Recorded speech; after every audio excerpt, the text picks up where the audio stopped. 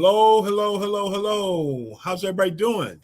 How's everybody doing out there? Man, feeling good today. How you feeling? Feeling all right? This is Gus Tucker. It's Financial Freedom Fridays. Hope you're doing well and you're having a good day and everything's going the way it should. Hey, I want to get some feedback from you guys. I'm going to start having some guests on the show in different areas. I'm a part of a business team. There's a group of us that got together and formed a company called Financial Pro Network. Financial Pro Network. And we're one of the largest groups of people of color in the insurance and investments and financial services industry. And there's several hundred of us strong, and we're growing like a weed. So I'm going to have some of the leaders of our company on to talk about various financial issues, because we are here to bring financial education to the forefront. Okay, to bring financial education to the forefront. We want to continue to use this podcast to do that. And we want to make sure that you have the tools to win financially. Does that make sense? That it takes some tools to win financially? Yes, it does. Yes, it does. In these United States of America, you got to have your financial game plan in order, okay? So we're going to just get into it. But I would like to know, what topics would you like to see covered? I can bring some experts on in those areas to have a conversation about questions that you have. So please hit me up on email, get it over to blackdoctor.org. Let us know what topics you would like to have covered, what things you would like to have discussed. Does that make sense? Okay, thank you very much. Because you can drive the content that's in the show. Okay? We're doing what we think would be helpful, but we need to hear from you. Okay? We need to hear from you. So let's get started, okay? Black History Month is winding up, but hey, every month is Black History Month, as far as I'm concerned. So this slide might be around until, I don't know, the rest of the year. It's still Black History Month in my mind, because every month is Black History Month. Okay? Now, one of the things that we're seeking to do with this podcast is change your perspective, because what you see is from where you sit. And as you learn new things, a friend of mine talked about being in different rooms. When you get in different rooms with different people, you learn different information. If you're in the same rooms you were in 5 years ago, that's not good. If you're in the same rooms you were a year ago, that's not good. You need to be in different rooms with different people, learning different information, so you continue to grow yourself. Does that make sense? So what you see is from where you sit. So you want to keep changing where you're sitting and getting a better and better perspective. The best place I believe you can be sitting is at the right hand of God, understanding life from his perspective. He's called us to be fruitful, multiply, fill the earth, subdue it, and to rule, not over other people, but over the circumstances in our life, so that we can create the outcomes that he would have for us. So he wants us to be something first, and then do something, and then have something. The strategy goes like that: be, do, have. We work on our character, our personal development. Then we work on our actions, our skills, and then we'll have what it is that we want going forward. That's the order it happens in. This is talking about the year of the Lord's favor. That is our theme for this year. Matter of fact, I got this. I don't know if you can see this. I got little stickers all over the place. This is the year of the Lord's favor. Why is that? In the biblical text, every 7 years, they had something called the year of Jubilee. People were out of debt. Their property reverted back to them. If they were an indentured servant, they got their freedom every 7 years. And every 50 years, there was a super like Jubilee. So now when Jesus came, it's the year of Jubilee for all of us, where you've got a promised land you can enter into if you're willing to take action. So here, we talked about these 4 basic strategies for creating cash flow. Okay. There's E for employee, where you trade hours for dollars, or you work for a salary or that kind of thing. And the limitation there is they don't pay you what you're worth. They pay you what the job is worth. Do you understand what I'm saying? They don't pay you what you're worth. They pay you what your particular job at the company is worth. So you've got a limit on your income based on what they're willing to pay for that particular job. Does that make sense? Self-employed, that's you owning your own job. But you have to turn out so much work to get paid. If you don't work, you don't get paid. And there's a limit to what you can charge for your personal services. And you can only do so much personally. And that's the ceiling on your income. Next is a business owner. A business owner builds a team and a system that multiplies their efforts.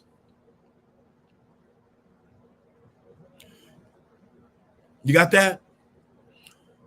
So if you aren't building a team and building systems so people can run a business that creates income without you, then you're never going to be able to stop working, because typically it takes a real long time to save enough money to be able to retire. We're going to talk about that in a minute. Then an investor is somebody who invests in other business owners. They're good at evaluating systems and they invest their money in those systems. Then their money becomes their employee. Okay. So what's your plan for increasing your cash flow in 2024? What's your game plan? What are you going to do to grow your income by double, triple, 4, 5, 10x, 20x? How are you going to do that? What's your game plan? Okay, what's your game plan for doing that? It's 3 types of income, basically, and we just talked about it. You exchange your time for money. That's job income. That's the E and the S. Okay, portfolio income is about investing, putting your money. You buy an investment, and it goes up in value. You sell it, and you create income from that portfolio. It could be anything you invest in: real estate, currencies, cryptocurrencies, whatever it is you're investing in, you invest in it, it goes up in value, you sell it, and there's portfolio income. And then there's another income called passive income or passive cash flow or residual cash flow. You build an asset of some sort that makes money for you when you're not there. Okay? The rental income that I have coming in, I don't have to do it every month. The house is built, the people are in there. The rents come in. You understand what I'm saying? So what passive income streams do you have going? So those are the 3 types of income. I encourage you to focus on creating more portfolio income and more passive or residual income from some asset that you have available to you. We're going to be talking about that in a minute. All right. Now, financial discovery. We have to get organized, people. We have to get our finances organized. Okay? And you're going to end up looking at these. We've got it organized as 8 financial breakthroughs at Financial Pro Network. This is what we talk about. Your financial awareness, understanding your relationship with money, how you treat money, how you look at money, protection from threats, things that are going to threaten. Like I was sitting with a client in Ohio, on Zoom. I'm in Illinois, they're in Ohio, and they were talking about a 26-year-old friend of theirs passed away, and they had at least one child. So that was a threat to her family, was her passing away. And she was pretty much uninsured. So she left those young children unprotected. So what kind of threats? Loss of a job, loss of income, loss of your life, loss of your health. How do you protect yourself from those threats? Let's look at your cash flow today. How's your cash flow today? How's your debt to income ratio? What's your strategy for how you manage debt? What's your liquidity? How much money do you have on hand to take advantage of opportunities that come along? Something came across my desk, an investment opportunity to invest in a social media company that's doing pretty well, and it's got a great strategy. And looks, I'm gonna take them up on it. How much cash do you have around to take advantage of investments that cross your desk? What's your goal for future income and net worth so you can, I don't know what you call retirement, but not have to work for money anymore? What's your strategy for that? What's your legacy and succession plan? How are you setting up the next generation? And then who are you accountable to make all this stuff happen? So this is the tool we use at Financial Pro Network to help people win in the money game. Okay? And if this sounds like it makes some sense, hit me up, get one. So what's your goal? What's our goal? This is the purpose of our financial discovery. And I encourage you that this should be the goal for your financial. You don't should on people. So I would encourage you to think through what your financial goals are. Okay? The purpose of the financial discovery, my conviction, my thought is to develop a plan that organizes the family's finances and cash flow to create a financially independent, debt-free family. Well, we kind of know what debt-free is. You don't owe anybody any money. Not bad debt. You can have good debt that you're making money on, but not bad debt that's in non-producing assets. You understand what I'm saying? Like credit cards, like a car, not a car that's a part of a money that's an asset that is in Turo or something that you're leasing out to make. No, but just generally speaking, cars that don't appreciate in value. Okay, consumer kind of products. How do you manage debt? So financial independence means that at some time in the future, whatever your financial freedom date is, what does financial freedom mean? Here's what it means. That the cash flow from your investments, your real estate, your businesses, and intellectual property is higher than your monthly expenses. So what does that mean? You don't have to wake up each morning and go to work. Your assets wake up and go to work. Your investments, your real estate, your businesses, your intellectual property, they wake up and go to work. You wake up and go to living.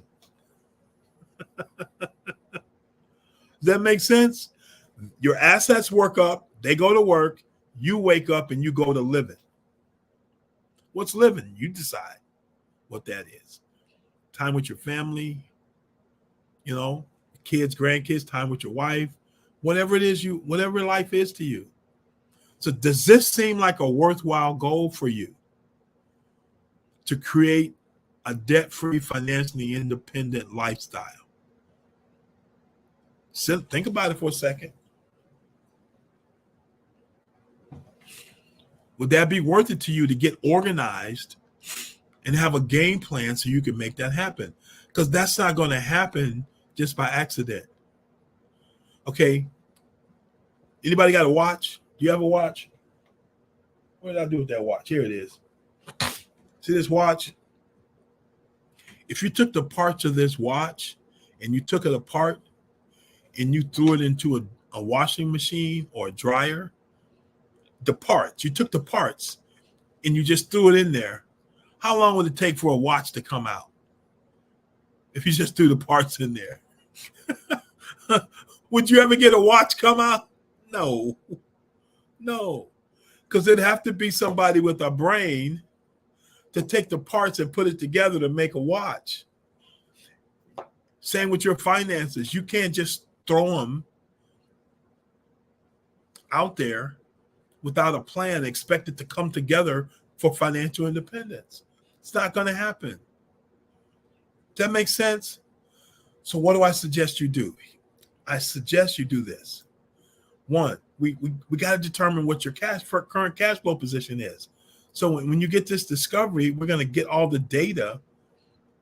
I'm about to show you what the data is in a minute. Catch all your data and figure out what cash flow position you're in. You can only be in one of three cash flow positions where your income is greater than your monthly expenses.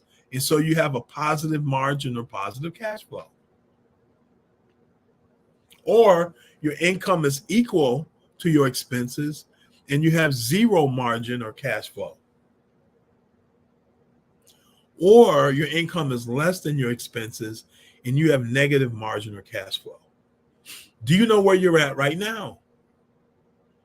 Do you know where you're at right now? Exactly.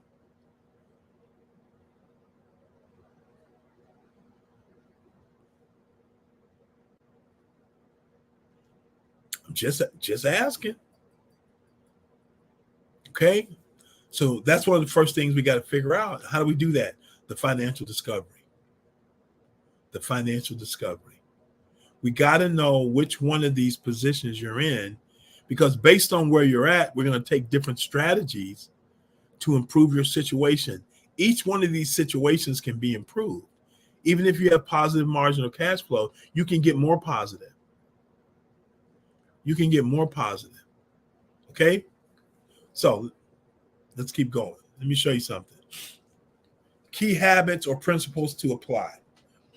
This is a pretty simple plan to understand, but it's hard to execute. Why is that? You're a human being, and there are all kinds of influences out there trying to separate you from your money.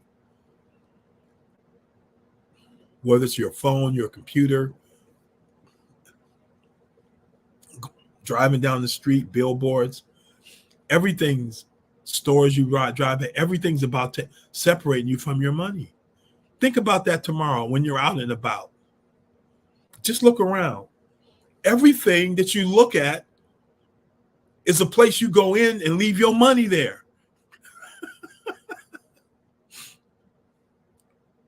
Think about it. It's a store every 5 feet. Never thought about it like that. Oh, yeah.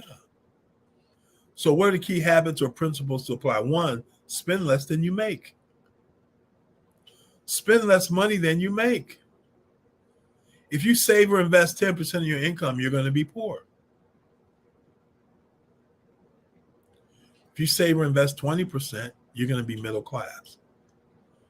You have to save 30% more to build wealth. I'm going to show you that in a minute. Next, you got to get out of debt.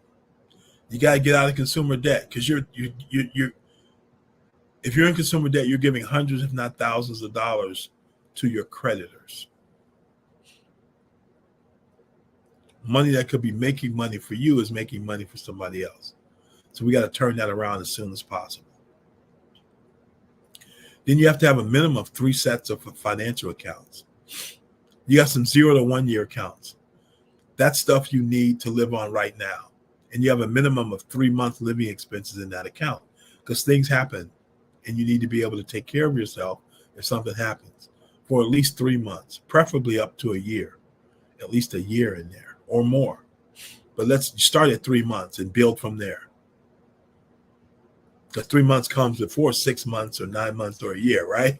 So let's get 3 months done.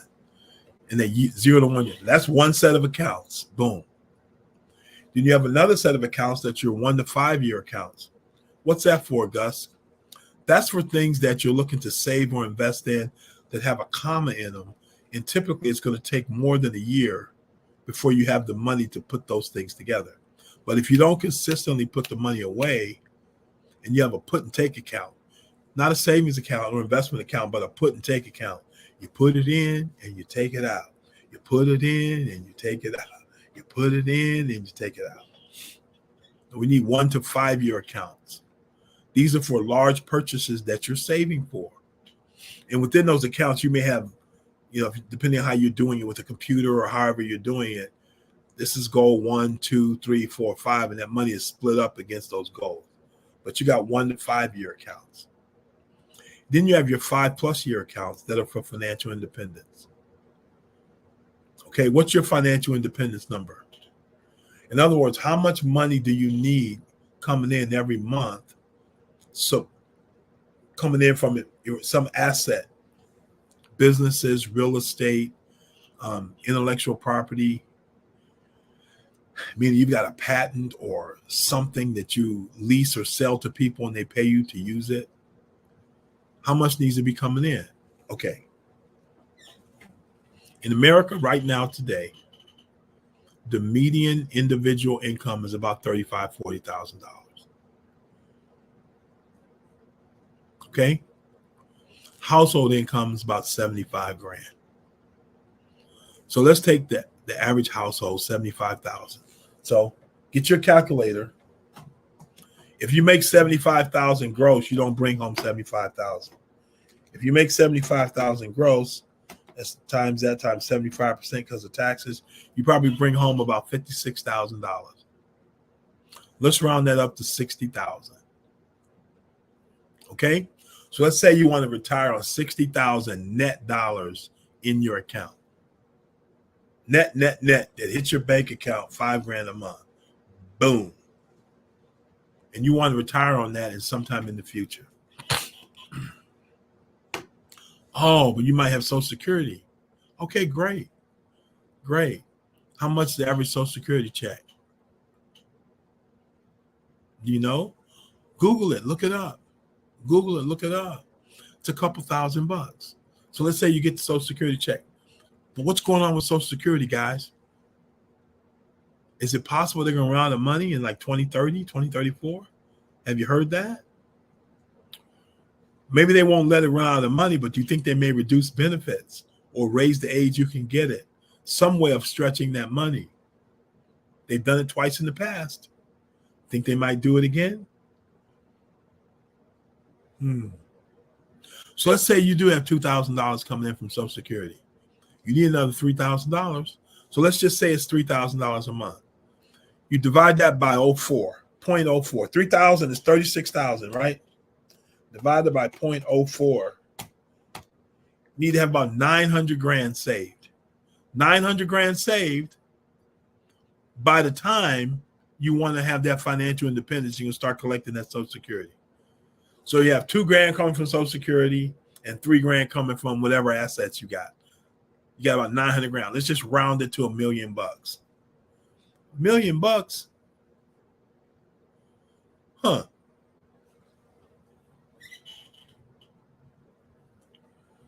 How long is it going to take you to save $1 million or invest and have $1 million?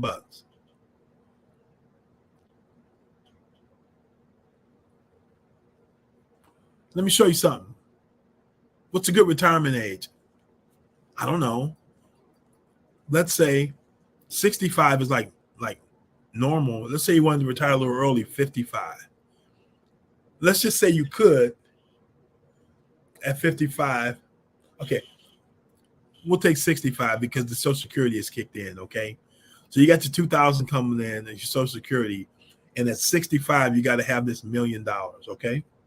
Now, you guys ever heard of the rule of 72? The rule of 72. Here's what the rule of 72 means. If you take an interest rate and divide it into 72, tells you how many years it takes for your money to double. So the stock market grows at about 8% a year. The S&P 500, it's about 8% a year. So if you divide 8 into 72, how many times does that go? We call it gazenta. 8 gazenta, 72, 9 times. So that means every 9 years, your money would double.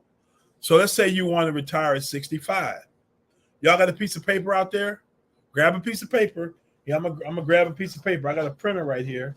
I'm gonna grab a piece of paper. Okay. And I got a marker. I got a marker over here. Let me get the marker. See if we can get a big marker. Well, that's not too big. We'll get a marker. And at 65, we need $1 million.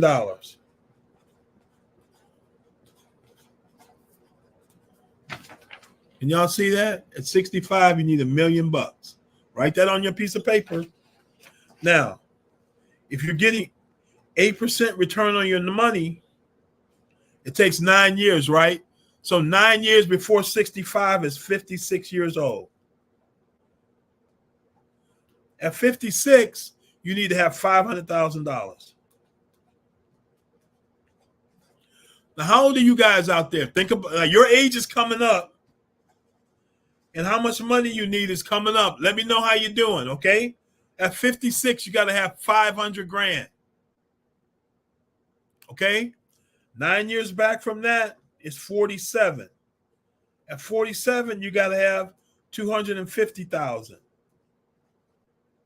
Okay? 200. How we doing? How you doing? At 38, you got to have 125,000. At 29, you got to have 62,500. At 20, you got to have $31,000, 31,250. And 11 years old, what's 31,250? 31,250 divided by 2 is. Now look at this, guys. At 11 years old, you need to have saved $15,625. How many 11-year-olds you know got $15,625 saved at 11? 11 years old, they in 6th grade. Walk up to a 6th grade and say, hey, man, how much you got saved? You know you behind on your retirement? Like big time, bro. An 11-year-old. Gus, you're crazy. No, those are the numbers. Those are the numbers. That's why I said if you're saving 10%, you're going to be poor. Or 20%, you're going to be middle class. You got to be saving 30% or more. Because here's what I know. Most of us at 11 didn't have 15 grand saved. And then we didn't have a strategy for having it grow at 8-9% a year. And this assumes no lost money. No lost money. How many of you have had a 401k or an IRA or something go backwards on you? This assumes no losses. No losses in your portfolio.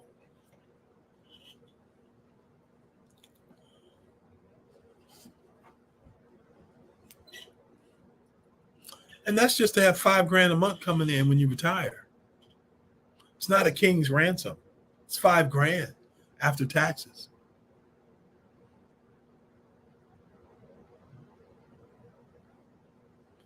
Okay.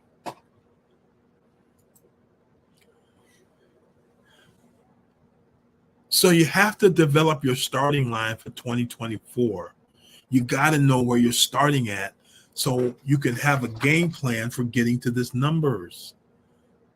Do you hear me? Do you understand the words that are coming out of my mouth? So what's your starting line? Where are you starting at? It's okay wherever it is. We just need to know where it is. A friend of mine, he's passed away now. He said the 11th commandment is thou shalt not jive thyself. Don't lie to yourself. Where are you starting at? So here's some places to start. One, get your monthly budget solidified. Do you have a high interest savings account where you're saving money automatically? Automatically, you're saving money. Starting at that 10%, you're automatically saving money and going up from there. Do you have a plan to eliminate and get rid of your debt? Do you have a plan to grow your money tax-free? Remember, we talked about after-tax money. But if you start early enough, you can plan and you can put your money away in tax-advantaged vehicles so you got your cash coming back to you without it being taxed. What's your plan to make money on your monthly expenses? Say it again. What's your plan to make money on your monthly expenses? You can actually do that. The money that you pay your bills with every month, you could be making 1, 2, 3, 4% on that money. What's your plan to use institutional money, other people's money, to double your tax-free wealth accumulation plan? Because, hey, 65 is coming.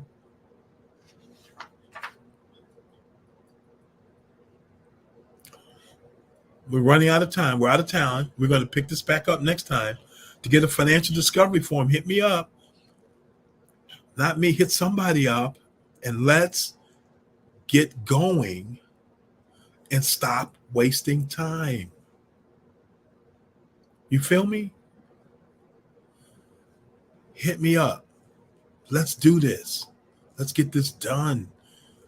We don't have a minute to waste because at 11 years old, you're already behind the 8 ball. All right, this is Gus Tucker on Financial Freedom Fridays. There's hope. There's ways around this and make this thing happen, but not if you don't get started with your eyes open and with a plan. Okay? Y'all take care. I'll see y'all next week. Bye.